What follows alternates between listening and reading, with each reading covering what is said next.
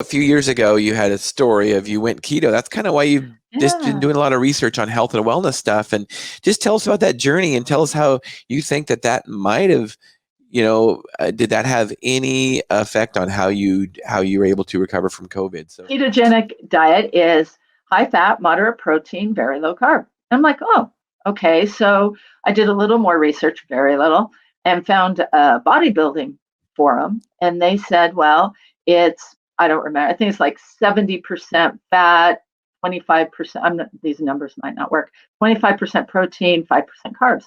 I'm like, oh, okay. So I started the very next day. I ate my PF Chang leftovers or something that night, and the next day started, and totally oblivious to anything else about it except those percentages, which is fine at first, and it worked.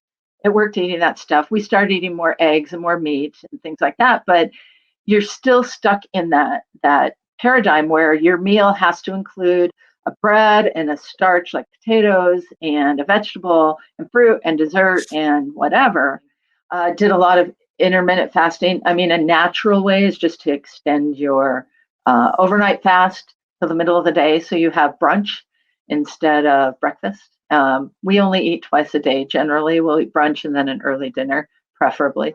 I spent the first few months like this. Oh my God, my nose, my cheeks, my collarbone, it just felt so weird. Fitting in an airplane seat comfortably, where I could crossing my legs comfortably. wow. Just all these miraculous things. Skin issues disappeared. Skin tags just disappeared.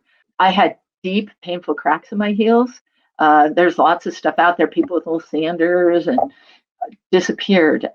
Dry, crackly elbows and stuff disappeared.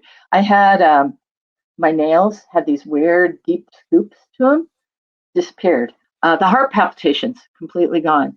Panic attacks, completely gone.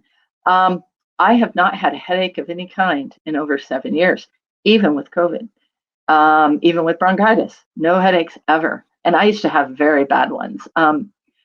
Maybe today they'd be diagnosed as migraines. They would make me nauseous at times.